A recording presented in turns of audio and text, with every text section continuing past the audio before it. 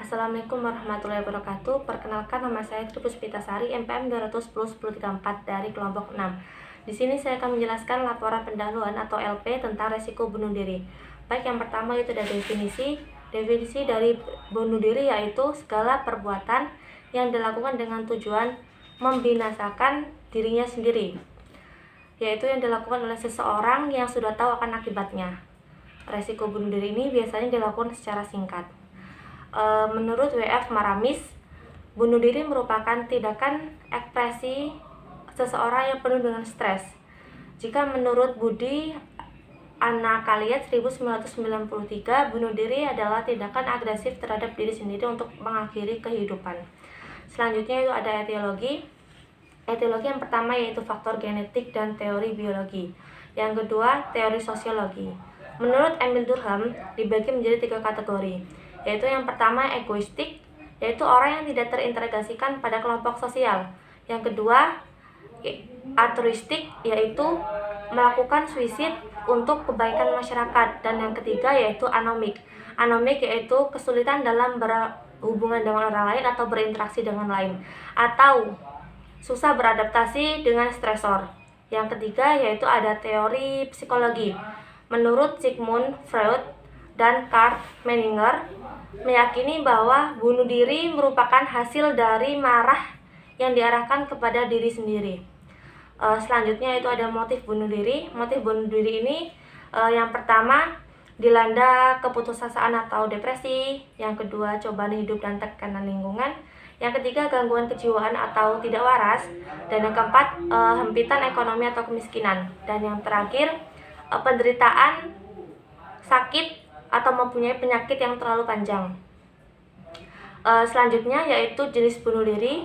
Seperti yang sudah dijelaskan tadi, menurut Emil Durkheim dibagi menjadi 3, yaitu bunuh diri secara egoistik, bunuh diri secara altruistik, dan bunuh diri secara anomik. Selanjutnya itu tanda gejala dari bunuh diri. Ada beberapa tanda gejala dari bunuh diri, yaitu yang pertama mempunyai ide untuk bunuh diri. Yang kedua, mengungkapkan keinginannya untuk mati. Yang ketiga, mengungkapkan rasa bersalah atau keputusasaan. Yang keempat, impulsif. Yang kelima, depresi. Yang keenam, pekerjaan. Yang ketujuh, konflik interpersonal. 8, latar belakang keluarga. Lalu status emosionalnya meningkat. Verbal terselubung, contohnya tentang kematian, menanyakan tentang obat dosis yang mematikan. Selanjutnya akan dilanjutkan oleh rekan saya. Masalah keperawatan yang perlu dikaji. 1. Pengkajian faktor resiko perilaku bunuh diri. A. Jenis kelamin, itu seperti resiko meningkatnya pada pria. B. Usia, lebih tua masalah semakin banyak. C. Status perkawinan dapat menurunkan resiko. D. Riwayat keluarga, meningkatkan apabila ada keluarga dengan percobaan bunuh diri. E. Riwayat sosial ekonomi, pengangguran, mendapat malu di lingkungan sosial. F. Faktor kepribadian, lebih sering pada kepribadian menutup diri. Masalah keperawatan yang mungkin muncul yaitu 1. Resiko bunuh diri berulang. 2. Perilaku merusak diri sendiri. 3. Alam perasaan depresi. 4. Mekanisme coping tidak efektif. 5. Isolasi sosial. 6. Perubahan konsep diri. Selanjutnya ada intervensi, yaitu 1. Melindungi klien. 2. Meningkatkan harga diri klien. 3. Menguatkan mekanisme coping yang sehat. 4. Mengeksplorasikan perasaan. 5. Memobilisasi dukungan sosial. Cukup. Assalamualaikum warahmatullahi wabarakatuh. Waalaikumsalam. Perkenalkan, nama saya Bapak Maisa, sering dipanggil Kak, dari Universitas Aisyah Sewu. Kalau boleh tahu Bapak nama siapa ya? Nama saya Aldir, Mas. Oh ya Pak. Baik Pak, di sini saya bertugas di ruang melatih. Saya dinas dari pagi jam 09 sampai 12. Bagaimana perasaan dan kabar Bapak hari ini? Alhamdulillah sehat. Bagaimana tidurnya semalam Bapak? lumayan nyenyak. Baik Pak. Bagaimana kalau hari ini kita berbincang tentang benda-benda apa yang membahayakan diri Bapak, serta bagaimana cara mengendalikan dorongan bunuh diri. Di mana kita akan berbincang-bincang Pak? Di sini aja. Baik, di sini aja Pak ya. Untuk waktu berapa lama kira-kira Bapak bersedianya? 15 menit Bapak bersedia? Oh ya, nggak apa-apa, 15 menit Mas. Baik Pak. Baik Pak, di sini tujuannya pembicaraan kita adalah agar Bapak ini tahu benda-benda apa saja yang dapat membahayakan diri Bapak, serta dapat mengetahui cara mengendalikan dorongan bunuh diri. Baik Pak, apakah Bapak itu berniatan menyakiti diri sendiri, ingin bunuh diri, atau berharap bahwa Bapak ingin mati? Iya Mas, saya sering berpikir saya ingin bunuh diri. Apakah Bapak mencoba bunuh diri? Bagaimana Bapak caranya? Biasanya saya menyayatkan pisau ke tangan saya Pak. Apa yang Bapak rasakan Pak? Yang saya rasakan itu saya ingin mati saja Pak. Dari sini saya merasa kesakitan, jadi saya ingin mati saja Pak. Ya baiklah. Tampaknya Bapak ini membutuhkan pertolongan secara segera karena ada keinginan untuk mengakhiri Bapak. Saya periksa seluruh isi kamar di sini Pak ya, memastikan tidak ada benda-benda yang membahayakan Bapak. Iya Pak. Nah Pak, apakah Bapak tahu benda-benda apa yang dapat membahayakan diri Bapak? Iya Pak, saya tahu. Contohnya seperti pisau, cutter, silet, itu Pak. Iya Pak, bagus sekali Pak ya. Bapak ini tahu benda-benda yang membahayakan diri Bapak. Apakah salah satu benda tersebut ada di kamar Bapak saat ini? Ada Pak. Jika ada benda tersebut jangan didekati Pak ya, atau dipegang ya Pak ya. Siap Pak. Nah setelah itu coba Bapak. Kesakitan, jadi saya ingin mati saja Pak. Ya baiklah. Tampaknya Bapak ini membutuhkan pertolongan secara segera karena ada keinginan untuk mengakhiri Bapak. Saya periksa seluruh isi kamar di sini Pak ya, memastikan tidak ada benda-benda yang membahayakan Bapak. Iya Pak. Nah Pak, apakah Bapak tahu benda-benda apa yang dapat membahayakan diri Bapak? Iya Pak, saya tahu. Contohnya seperti pisau, cutter, silet, itu Pak. Ya Pak, bagus sekali Pak ya. Bapak ini tahu benda-benda yang membahayakan diri Bapak. Apakah salah satu benda tersebut ada di kamar Bapak saat ini? Ada Pak. Jika ada benda tersebut jangan didekati Pak ya, atau dipegang ya Pak ya. Siap Pak. Nah setelah itu coba Bapak ceritakan aspek positif apa saja yang ada pada diri Bapak. Saya ini gemar menggambar Pak. Menggambar Pak ya. Dahulunya Bapak itu bekerjanya apa Pak? Saya menjadi arsitek Pak. Keterampilan apa yang Bapak miliki saat ini Pak? Saya senang melukis. Melukis Pak ya. Wah rupanya Bapak ini bisa melukis Pak ya. Tidak semua orang bisa melukis loh Pak. Bisa Bapak ceritakan bagaimana cara melukisnya? Begini Pak, saya melukis. Baik Pak, coba kita buat jadwal tentang kemampuan Bapak ini. Kira-kira berapa kali sehari atau seminggu ya Pak? Mungkin 2 kali saja Pak. Ya Pak, jadi 2 kali pada dalam sehari Pak ya. Kemudian bagaimana perasaan Bapak setelah kita bercakap dan melakukan kegiatan ini?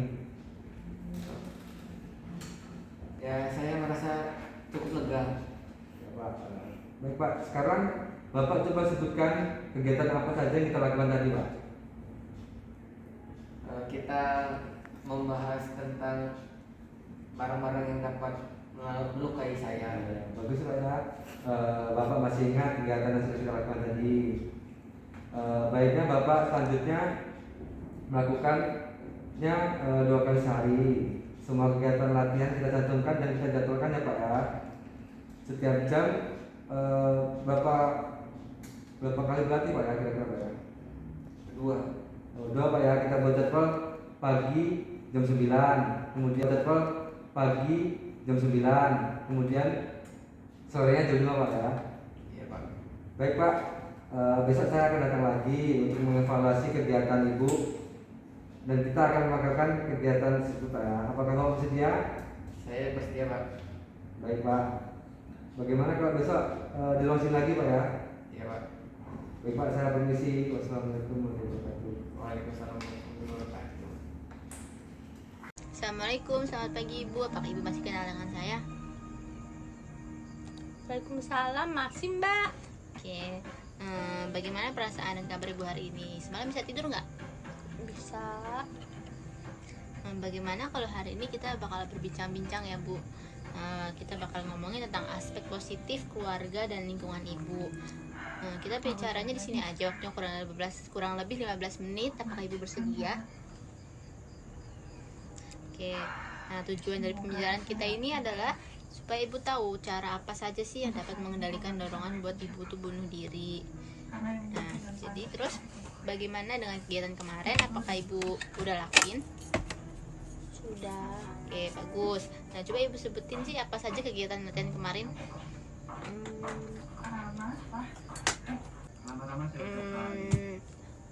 Kayak menyebutkan barang-barang yang dapat membahayakan diri, Bu. Nah, contohnya apa sih barangnya? Pisau. Oke, pintar Ibu. Nah, sekarang apakah Ibu masih ada niatan untuk mengakhiri hidup? Enggak, Mbak. Oke, baik. Sekarang Ibu ceritain kepada saya aspek positif apa aja sih yang Ibu lihat di keluarga dan lingkungan Ibu? Banyak.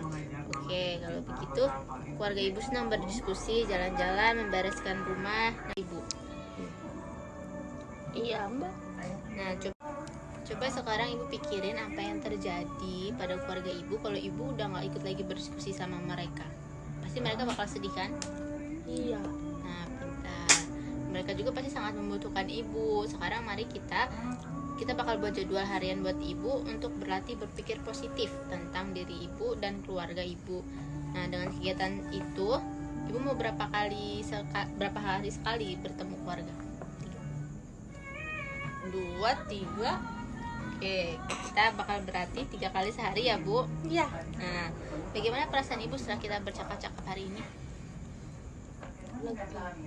Pintar. Apakah kegiatan tadi menyenangkan? Oke, coba sebutin kegiatan apa saja yang sudah kita lakukan tadi.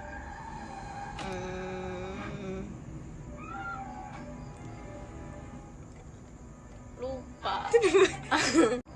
Nah, baik Ibu, selanjutnya kita bakal melakukan kegiatan ini 3 hari sekali ya Bu ya. Semua kegiatan latihan ini kita cantumin dalam jadwal. Nah, besok saya akan datang lagi untuk mengevaluasi kegiatan Ibu dan kita akan melakukan latihan kegiatan yang lainnya. Apakah Ibu bersedia?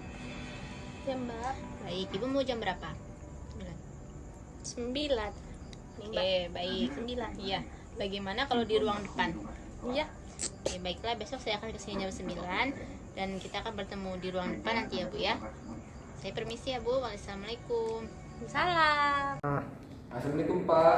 Bertemu lagi dengan saya ya Pak. Jadi Bapak pasti tidak lupa dengan saya. Bapak masih ingat dengan saya kan? Masih Pak.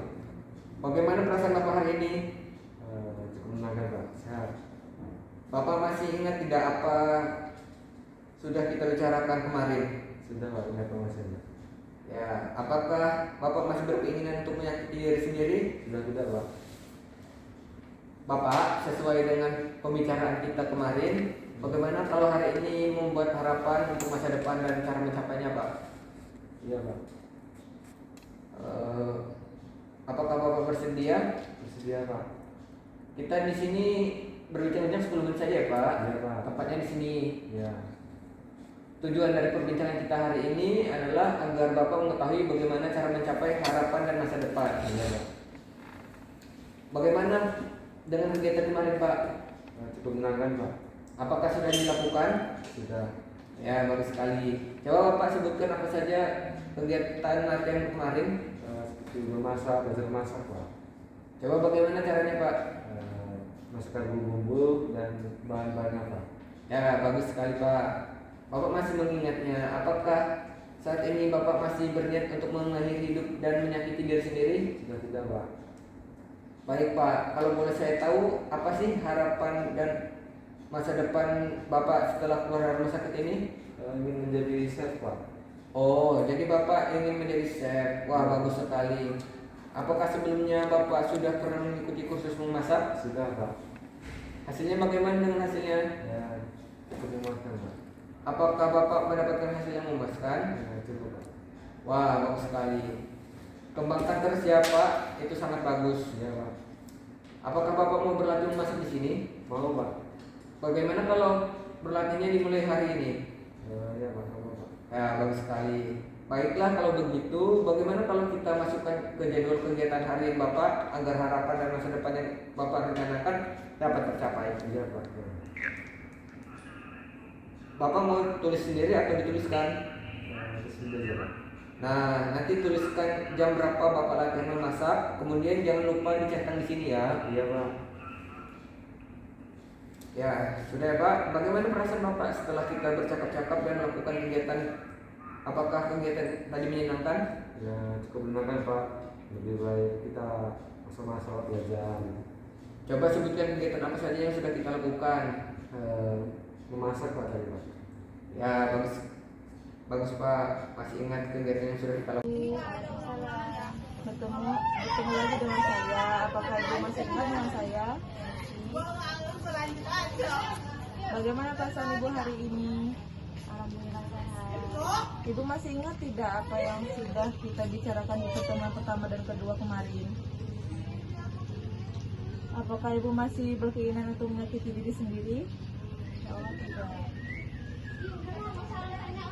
Ibu, sesuai dengan pembicaraan kita kemarin, bagaimana kalau hari ini kita berlatih kegiatan kedua untuk mencapai masa depan?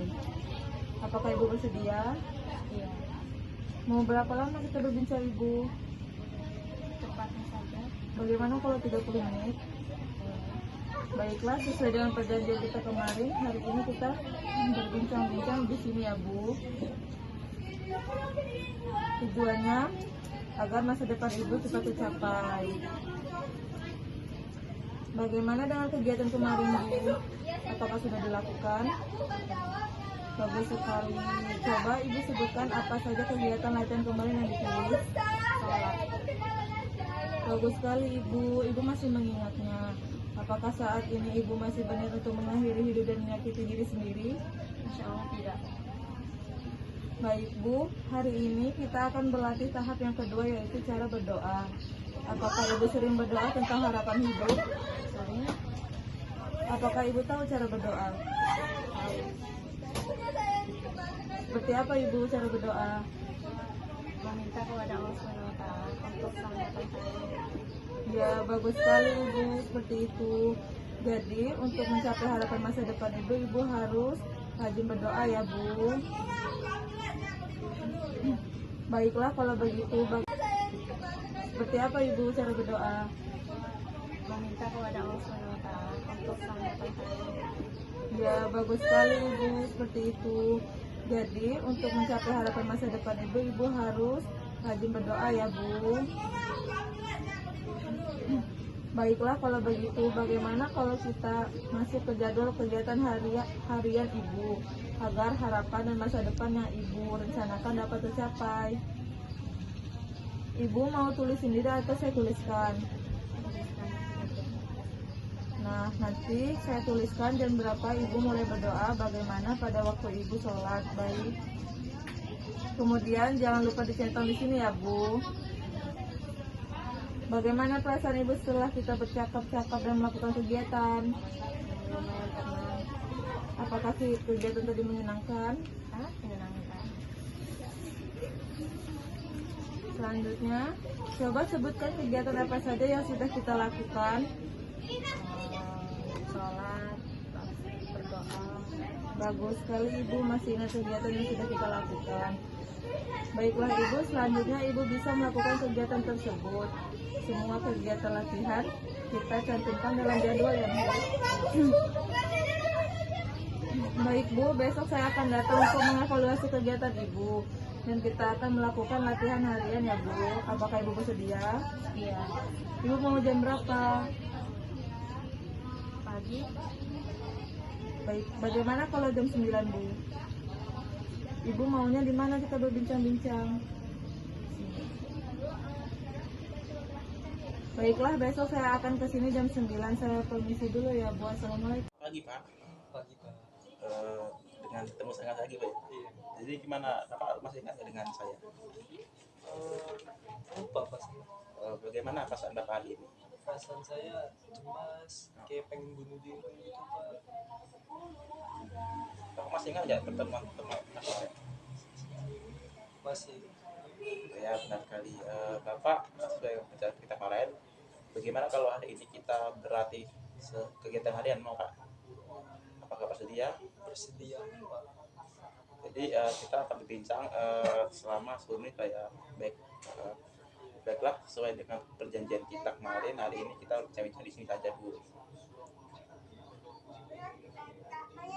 Bagaimana? Jadi gini, Pak, bagaimana perasaan kegiatan latihan minggu ini dari awal kalau saya pertemuan kita?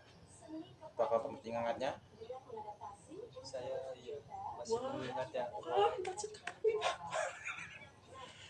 Apakah Bapak masih ingat bagaimana cara melakukan kegiatan-kegiatan tersebut? Coba jelaskan Pak yang tadi saya jelaskan. Oh yang tadi Ya. Yang kita terapi tadi loh Pak, yang kayak yang terapi. oh iya masih ingat. Saya lihat Ibu ada peningkatan ya Bu ya. Saya lihat Bapak ada peningkatan ya Pak ya Iya. dalam melakukan kegiatan ini.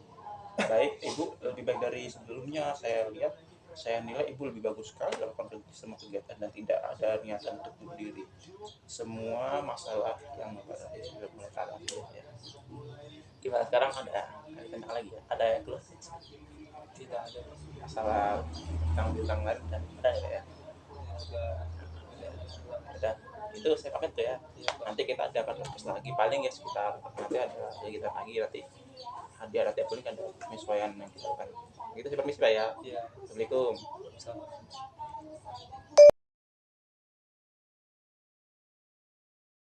Assalamualaikum Ibu. Selamat pagi, perkenalkan saya perawat Fatma, saya yang berjaga pada pagi hari ini. Kebetulan saya mahasiswa praktik dari Universitas Esa Pringsewu. Baik, sebelumnya Ini apa ini, Ci?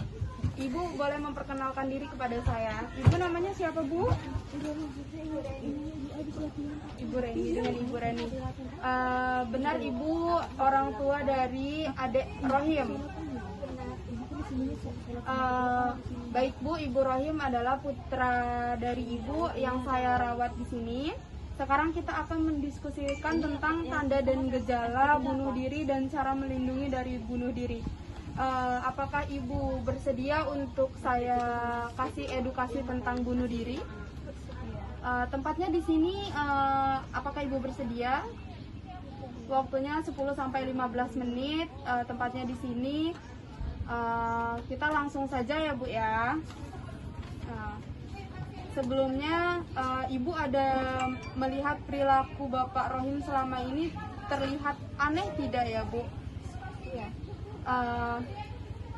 Apakah Ibu juga sering memperhatikan adik Rohim ini seperti menunjukkan perilaku yang tidak baik untuk diri dia sendiri?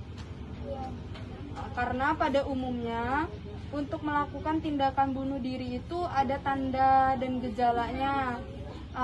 Salah satunya yaitu adik Rohim pernah berkata, mungkin saya tidak ingin hidup lagi di dunia ini. Apakah Ibu pernah mendengar beliau mengucapkan hal seperti itu?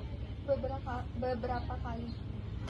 Baik Ibu, jika di dunia ini, apakah Ibu pernah mendengar beliau mengucapkan hal seperti itu?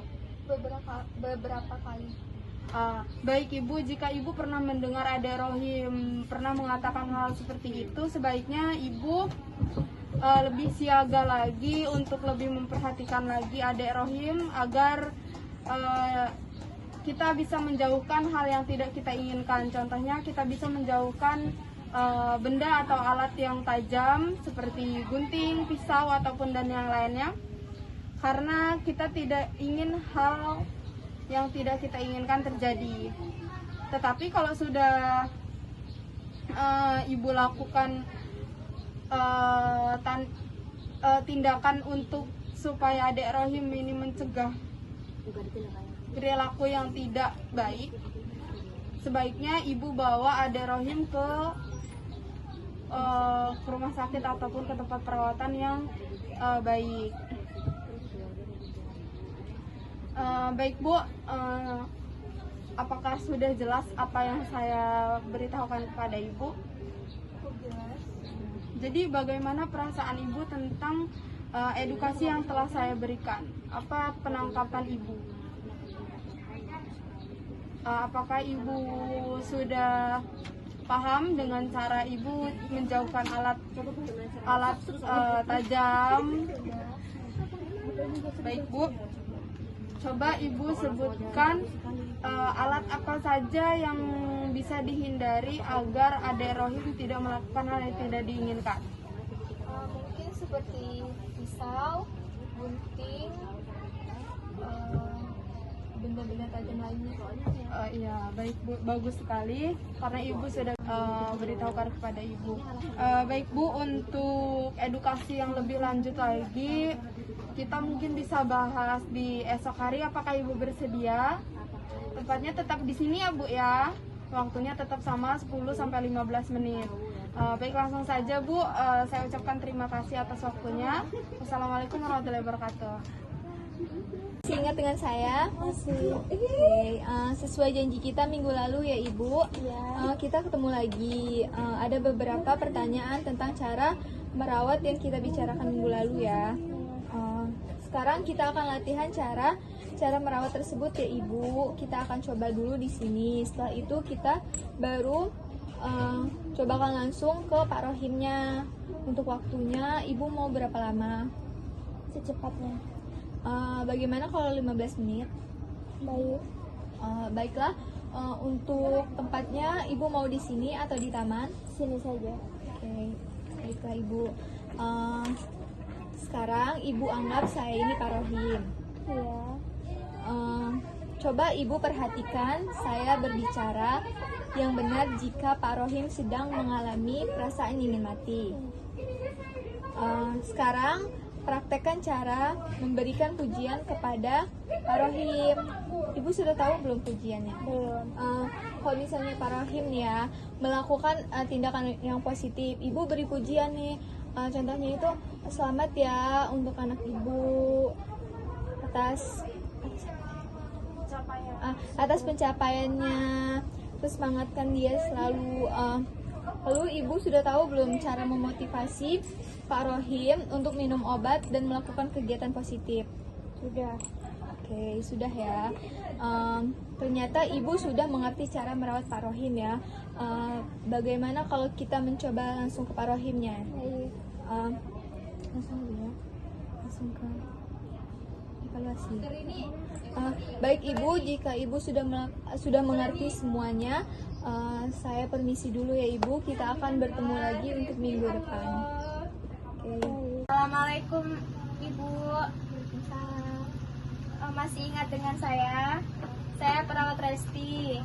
Sesuai janji kita minggu lalu, kita akan bertemu lagi ya Ibu.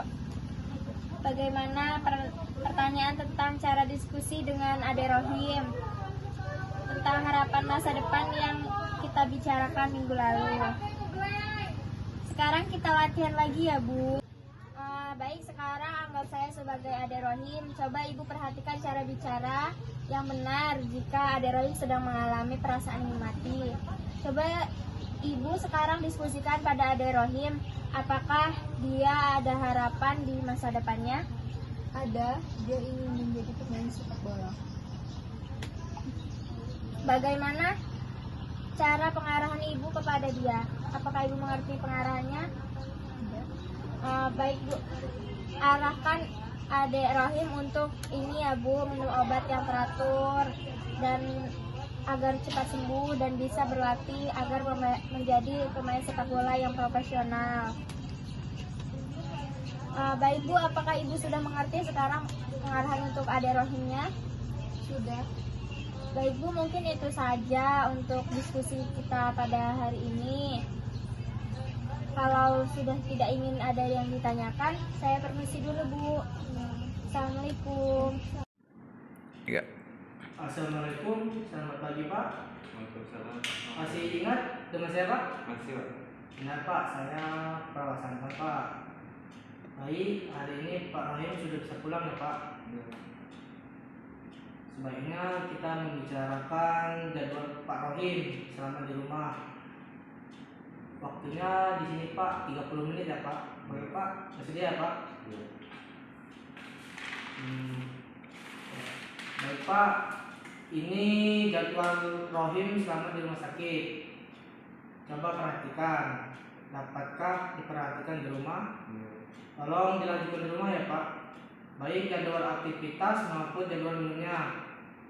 Hal-hal yang perlu diperhatikan lebih lanjut adalah perilaku yang ditampilkan oleh Rohim selama di rumah. Misalnya, anak Bapak Rohim terus-menerusan mengatakan ingin bunuh diri tanpa gelisah dan tak terkendali, serta tidak memperhatikan kebaikannya, menolak minum obat atau memperlihatkan perilaku yang membahayakan bagi orang lain Pak.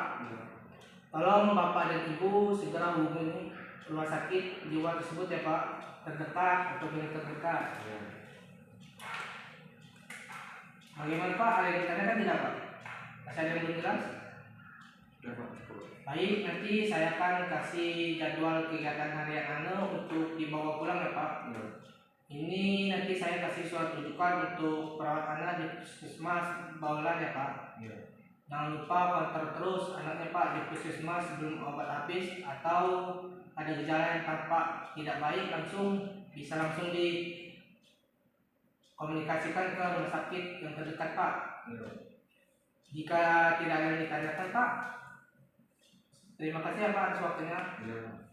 Baik Pak, saya permisi ya Pak. Assalamualaikum warahmatullahi wabarakatuh. Waalaikumsalam warahmatullahi wabarakatuh.